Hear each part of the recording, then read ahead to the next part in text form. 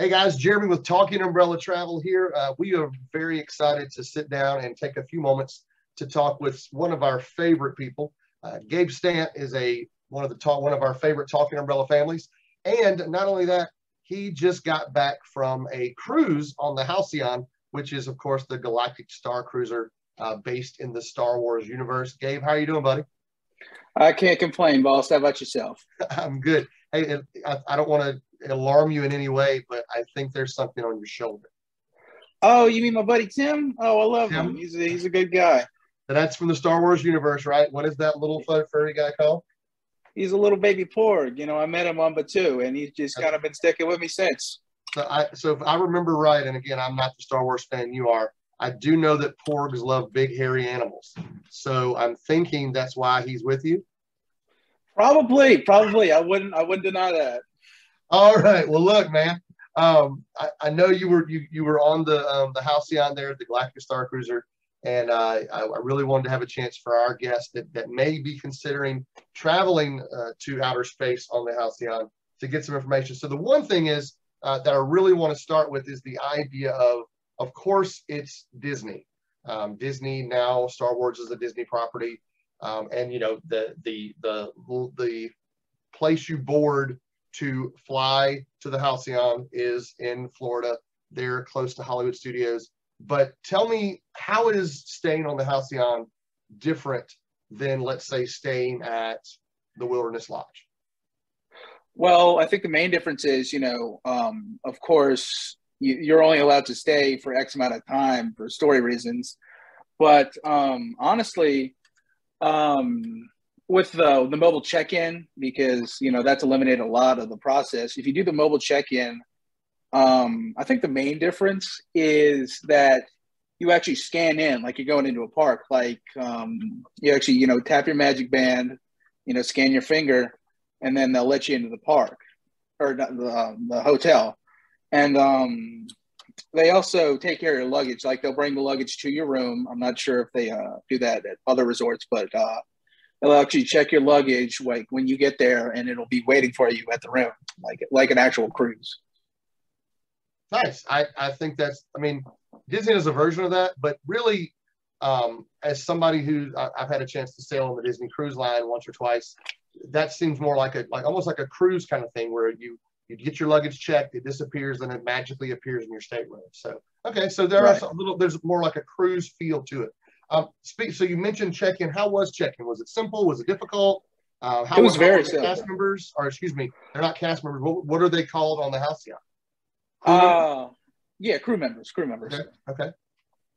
And that's another thing. They really go out of their way to use Star Wars terminology. Like I remember when I got there, I went to go take a picture of like the Galactic Starcruiser sign, and the woman who was checking me in said, "Oh, would you like me to take a holo scan of you?" And I said, "A holo scan?" And she was like, "Yeah, we use all the terminology. They like instead of saying dollars, they'll say credits. Like this is X amount of credits when you pay at the store, just stuff like that. So they really want you to feel like you've gone to the galaxy from a far, far away."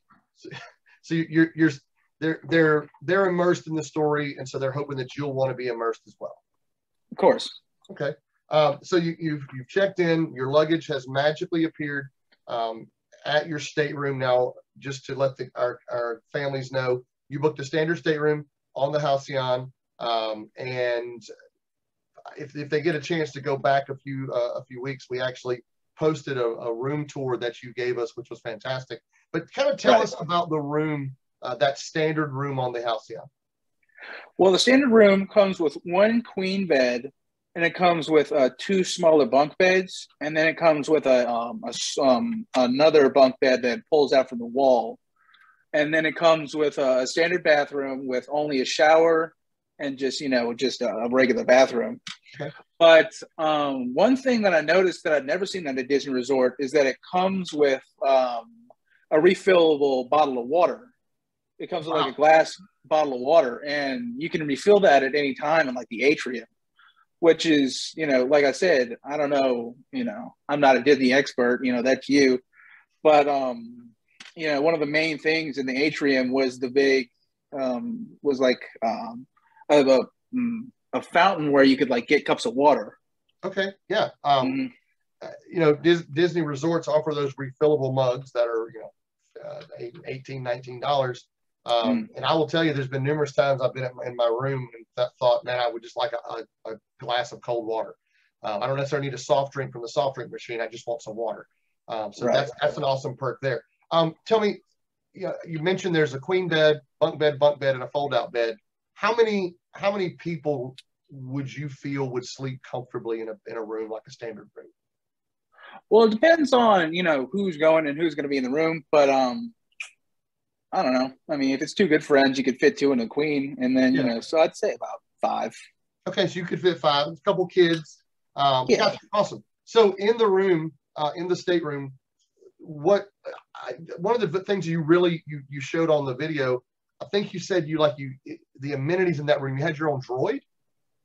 Yes, that's the rune droid. That's D309, and that's just it's essentially I'd want to compare it to a concierge almost. It's not an actual person. It's like an AI Yeah. that'll talk to you throughout the trip, and you know, it'll give you tips on the best way to get the most out of your trip. It'll actually give you certain missions that you can't get from cast members, and it's just an overall helpful tool. You know, it'll help you schedule things. It'll remind you if you have like dinner coming up or like a meeting coming up. But it's pretty cool because like, you know, it's a droid that you can talk to. Silly question. I hadn't had a chance. Is there a TV in the room?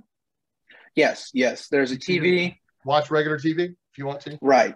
You know, and I think it's cool. One of the cool features of the TV is there's a section that'll show you what spaceships are flying outside the viewport. You mentioned a word I was going to ask you about, the viewport. Tell me about the viewport. Okay, so essentially it's just a window into space. You know, it'll show you exactly like where you are. Like if you're at Bespin, it'll show Bespin. If you're next to a Star Destroyer, it'll show TIE fighters flying around. It's all linked to one engine. You know, right. It's all like if you look out a window in the atrium, you'll see the same thing in your cabin. Okay. Essentially. So you've mentioned the atrium a couple of times, and I want to talk about food here in a second because we both know we like food. But what is the atrium? Okay, so the atrium is it's essentially the lobby. It's essentially where all the action happens. Okay. You know, because there's the fourth floor where like the dining room, the cargo area, and the engineering room is, and the fourth floor cabins. And then there's the fifth floor where like the fifth floor rooms are. I don't think there's anything else on the fifth floor. And then the sixth floor, the sixth floor is where the atrium is. And it's basically just a big open space. And it's where you're going to find the bridge of the ship. It's where you're going to find the sublight lounge. And it's where like all the big action set pieces take place. Like if, you know, the First Order comes in and attacks, like that's where you're going to see it happen. Okay. So let's hold off on the First Order just for a second. Tell me about the food. You sent me some pictures. It looked amazing, but I want to hear it from you first. How was the food on the Halcyon? It was incredible. And it was incredible because, you know, the cooks at Disney have found a way to, you know, get foods from Earth and make them look and feel like foods from Star Wars. Like when I got there, I got like a little green bun and I didn't know what was in it. And I took a bite out of it and it was peanut butter jelly. You know, they've really gone like above and beyond to just really immerse you, you know, like from the food to the everything. Everything. What was your favorite thing that you ate? That's a good question. I ate a lot of food. Hey, before you do that, is it, so I'm trying to compare it to a Disney cruise. I can't wrap my mind around it. Like, can you get food all the time or is food only served at certain times? See, for breakfast and lunch, there's just like a 3 or 4 hour window there where the buffet is open. Okay. Right. So I'm sure you can go back for seconds. But but I never did because I was, I was on the Halcyon. I didn't have time for it. But That's right. But I'm sure you could. I'm sure you could. Okay. So, what kind of entertainment did you see while you were there on the Halcyon? What kind of entertainment? On cruise ships, there's always little shows, little things. What kind of stuff did they do for you guys on the Halcyon? Well, at dinner there's a performance by the pop star that is on board. Her name is Gabe, and but the main entertainment throughout the day is there will be on the first day they'll have games that are called there's sector set where you it's essentially bingo with Star Wars, and then there's things like that, like little cruise games, and then on the second day they actually have something called a Loftcat Crew that's targeted towards kids. So there's always something to do. Always something, and I would assume that now is that on your data pad, or can you find out about that stuff on your droid in your room? Both. You can. It's on the data pad, but I'm sure if you asked the D3 what was going on, she would have a full list. So the biggest question I've gotten so far, and again, this has only been sailing since May or March, I forget. May. I think May 9th. Do you have to be a Star Wars fan to enjoy, not want to, but to enjoy sailing on the Halcyon? I'm going to say no, but I'm going to say it helps. Okay. Because in my experience, there's, three real ways to enjoy the Halcyon. The first way that I saw is to just, you don't really have to participate in the story. You can just, hang out at the lounge. You can just be with your family. You can just enjoy your trip. Yeah. And then the second way is to, do all the missions, be a part of the story, but only through missions that are given to you through your data pad, which is on the Disney Parks Play app. Okay. Right. And the third way, which I participated, was there are characters, they're like in character, like cast members that are acting out the story. There's like the aforementioned pop star, there's the stormtroopers, there's, characters from the movies that you can go up and like talk to, like Chewbacca's running around and like you can go help him. And, that's what I did. Right. So essentially, I like how you put it, 3 different levels. So if you just wanted to go on and have the experience of watching things go on around you as that first type of guest, that's available. Right.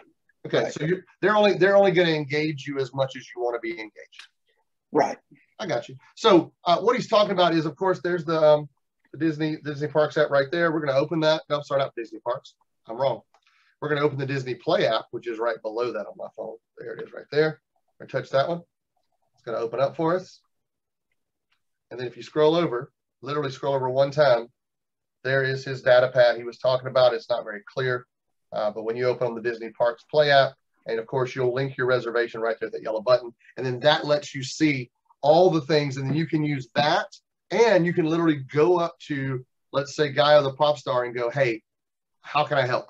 Also on the data pad, talk to me about that data pad just a little bit more. How do you decide, okay, I'm going to help XYZ. I'm going to be part of the resistance. I'm going to be part of the First Order or whatever. What are your choices there on the data pad, or how do you make your choices? Well, before I answer that question, I want to just really reiterate how important the data pad is, because, about a day or two before my trip, I actually got a call from the Disney Parks people to make sure I knew how to use the app, because it really is essential for your trip, because, like I said, it has your full itinerary on it, and it has how you communicate with the characters and how you communicate, with the star line, Right. So, and how you choose your path is really up to you, because do you choose it? Do you choose it on the data pad? How do you choose that? See, when you arrive, you receive a message on the data pad, which is just a question. It's like, what do you think you're going to get out of this trip? And basically, there's four answers, and it's basically you choosing what path you think you're going to be on, which is First Order, which is the bad guys, the Resistance, the Jedi, or like a smuggler or a scoundrel route. Right. And really and truly, that doesn't set which path you're going to be on, because I actually chose one path, and then throughout the trip, I actually found myself on a different path. Joe, you were a Jedi and you went to the First Order. I know you. I know what happened. You got me. You caught me red-handed. So not only does the Halcyon give you experiences, or this trip, essentially it's a 2-night stay, right, give you experiences on the Halcyon, but you also have the opportunity to experience the Hollywood Studios area that we call Black Spire Outpost. That in the Star Wars universe, it exists on the planet of Batuu.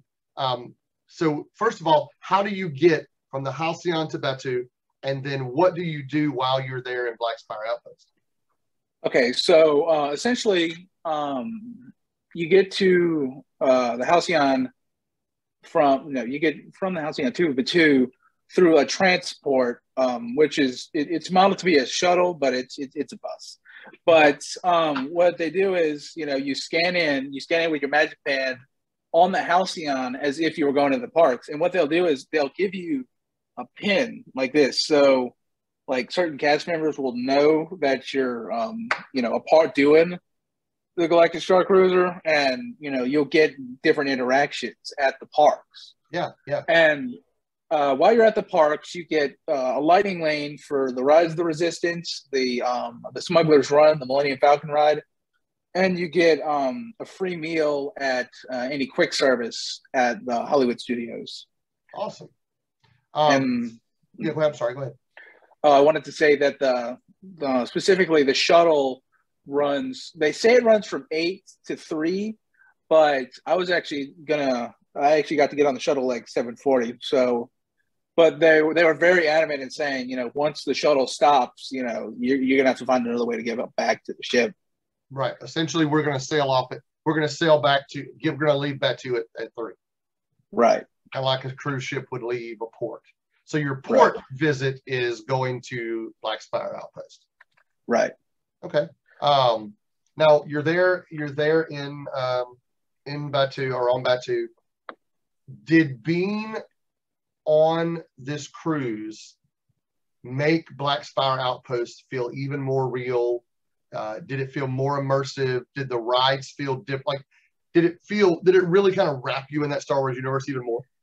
It absolutely does, because I keep going back to the data pad, but essentially how it works is your first night is mostly spent learning who the characters are, who the factions are, and what faction you want to be in, and then the second day is carrying out missions for that faction. Say I'm gonna go down to the planet and do a mission for like the First Order lieutenant, and then I'll come back, and then that night I'll enact the plan that we set up on Batuu. But while you're on Batuu, you get specific missions, like and I'm pretty sure even certain people get to do like special stuff, like they'll have to bring something back to the Starcruiser. But what most people do is they'll get like I said, a mission on the data pad that you have to carry out at the park.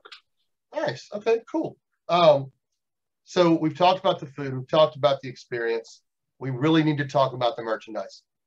Any Star Wars fan, any Disney fan knows that if you're worth your salt, you've got some merchandise there. So does the Starcruiser, does the Halcyon offer specific merchandise? I will tell you guys, Gabe brought me back a fantastic pin from the Halcyon. I meant to bring it, but it sits on my desk at school because I like it so much, and it's nice and shiny and gold. But tell me about the merchandise on the Halcyon, or what did you find? What did you like? What did you not like? All that kind of stuff.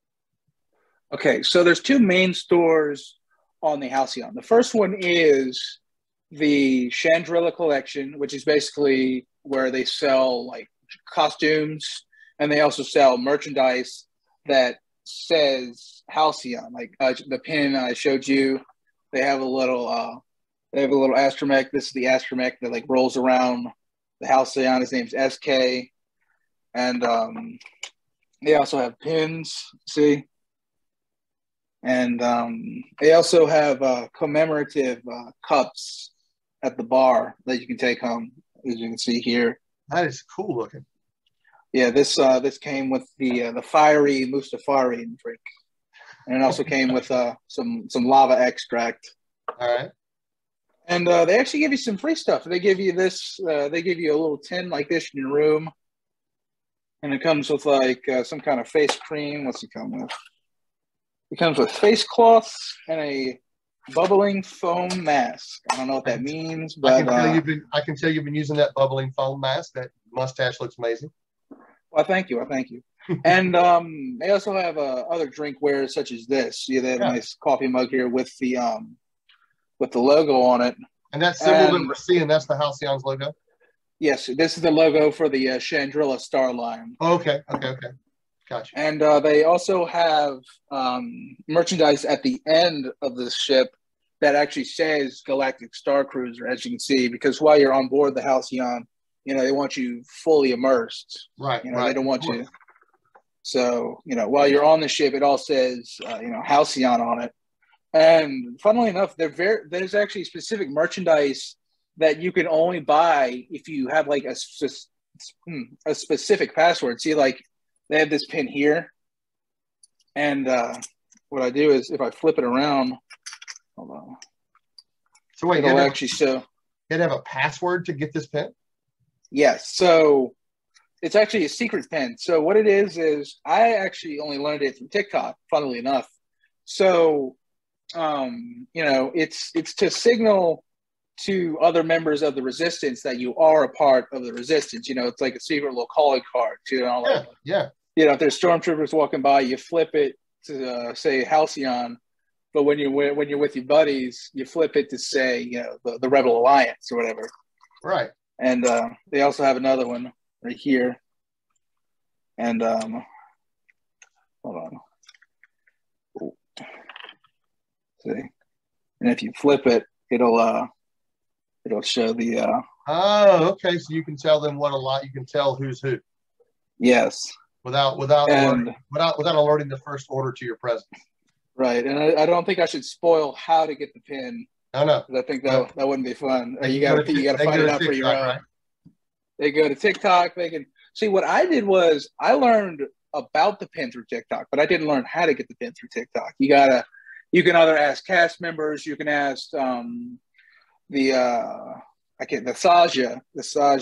They know about it, and I actually learned about it through the bartender because the folks up at the Sublight Lounge, they're real nice people. They're real nice people. I'm so glad. So I can tell that you enjoyed everything that you did. Matter of fact, I'm going to let our watchers in on a little secret. You're going again. I am. You decided it was so much fun. I want to do it again. He's got another cruise on the Halcyon for 2023 in the books. So let me ask you this: you're going to do a repeat cruise. What will you do different this time? See, I think I'm going to try and stick on the same path I was on, but I want to do it more faithfully. Like I said, I did certain missions for other factions, and I started off saying I wanted to be on a specific faction, but I switched. So I want to see what will happen if I just say I'm going to be on one faction like all the way through, if I get different story moments. Yeah. And so the thing about it is, it's almost like a choose your own adventure book, like from when I was a kid, and you probably remember those books, but you open the book and you turn to a certain page and it brings you certain places. And so that to me is really, really cool. On a Disney cruise, you go on a Disney cruise and you're on one path, you're on one story, you're enjoying all the food. But with this, you have the opportunity to change everything about that trip just by making one decision. Right. That's going to be awesome. Well, man, look, I am so excited that you are part of our Talking Umbrella family. I thank you so much for taking a minute and for just sharing your thoughts on the Halcyon, sharing your thoughts on the ideas of, is it for everybody? And from what you've told me, I mean, of course, it helps to be a Star Wars fan, but it sounds like you could just go and enjoy a different Disney experience. 100%. It's for everybody. Well, great. Well, guys, thank you so much for joining us today. Of course, this is Gabe Stant, a member of the Halcyon crew, if he keeps sailing enough. His very able Porg, Tim. And, of course, my name is Jeremy Harper. Here at Talking Umbrella Travel, we can take you anywhere in the world. And apparently we can take you outside the world, but especially Disney World. Thank you guys so much. You guys have a great day.